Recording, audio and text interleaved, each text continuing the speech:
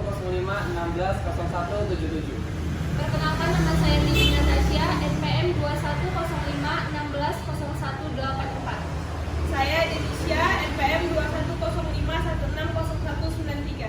Perkenalkan, nama saya Nisa Saryawanda, NPM 21051601. Perkenalkan, kami dari kelompok 5 program studi manajemen kelas D2 pagi Fakultas Ekonomi dan Bisnis Universitas Muhammadiyah Sumatera Utara. Kami buat video ini adalah untuk memenuhi tugas yang diberikan oleh Ibu Rini Astuti, SEMM.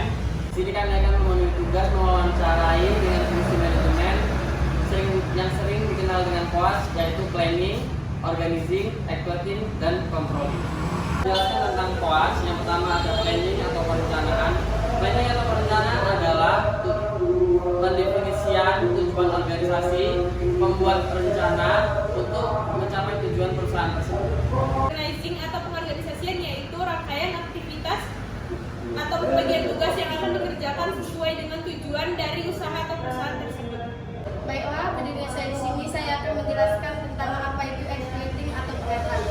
Executing atau penataan adalah menggerakkan pekerja-pekerja yang bertugas sesuai dengan pembagian tugasnya masing-masing, yang bertujuan untuk mencapai tujuan yang telah ditetapkan. Selanjutnya, saya akan menjelaskan apa itu controlling atau pengawasan. Controlling atau pengawasan adalah melakukan kontrol atau evaluasi terhadap kinerja suatu organisasi berguna untuk memastikan bahwa organisasi tersebut berjalan sesuai dengan prosedur yang telah dibuat. Di sini kami akan mewawancarai salah satu usaha kuliner milik Ibu Lia. Bagaimana awal mula rencana Ibu dalam membangun usaha kuliner ini, Bu? Kalau awal mula rencananya kita kan pertama kali yang kita lihat itu pangsa pasarnya itu tujuan kita ke siapa. Yang pasti mahasiswa-mahasiswi, karena kan kita lokasinya dekat dengan kampus. Jadi kita melihat kira-kira usaha apa yang cocok untuk mahasiswa atau mahasiswi. Nah, kami berencana usahanya makanan, karena kan pasti mahasiswa-mahasiswi lebih diutamakan kan makan, jajanan gitu. Seperti itulah. Jadi kita buka usaha bakso.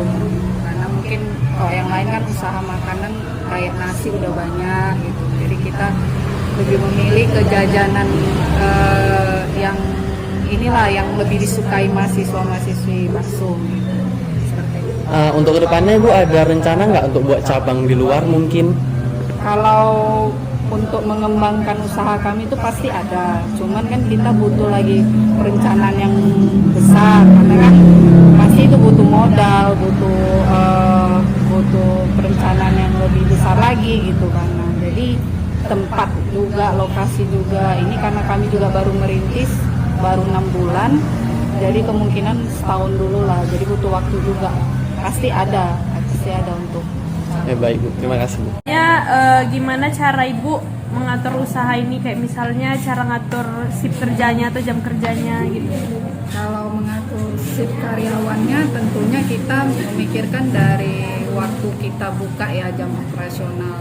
Jadi kayak jam buka misalnya itu jam 11 sampai jam 10 malam. Jadi kita itu kan ada berapa jam tuh, dari jam 11, dari pukul 11 siang sampai jam 10 malam. Kira-kira cocoknya untuk karyawan itu kami bagi 2 shiftnya. Karena kan kalau dia full time itu mungkin untuk karyawannya sendiri merasa dirugikan. Jadi kami memakai 2 shift gitu, supaya untuk karyawan itu tidak bosan bekerja gitu. Jadi kita buat 2 shift lah. Setiap karyawannya, per karyawan itu 9 jam kerja, itu paling maksimal minimal 8 jam kerja. Seperti itu. Kasih Bu.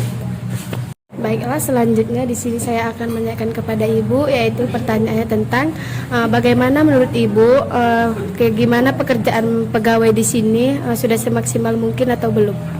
Kalau menurut saya sendiri, kalau kita lihat secara manajemennya itu untuk karyawan sendiri bekerja mereka sudah semaksimal mungkin menurut saya, tapi tetap yang namanya karyawan ya pasti ada kekurangan kelebihannya gitu.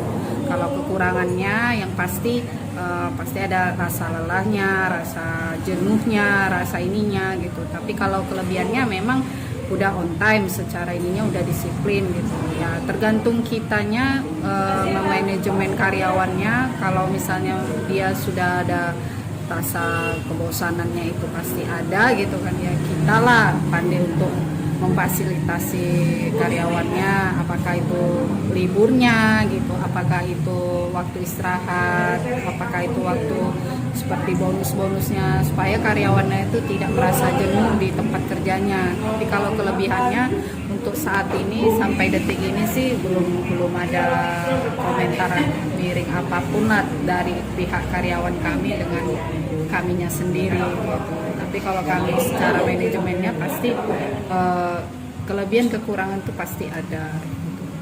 Baik, terima kasih ya Ibu. Selanjutnya saya akan bertanya Bu, bagaimana cara Ibu melakukan pengawasan dalam kegiatan aktivitas ini?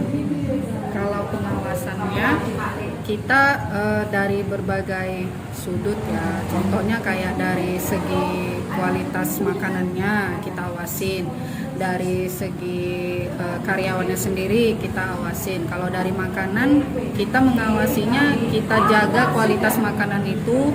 Seperti misalnya ya kalau bisa, kalau rasanya itu kurang enak atau ada komplain dari pihak customernya, kita terima, kita perbaiki untuk selanjutnya. Tapi kalau pengawasan seperti untuk karyawannya sendiri, apakah mereka ada kelalaian atau kelambatan atau kinerjanya kurang gitu, kita tegur dengan baik gitu. Kita kasih kayak wejangan, nasihat gitu kan untuk mereka supaya kedepannya itu lebih baik.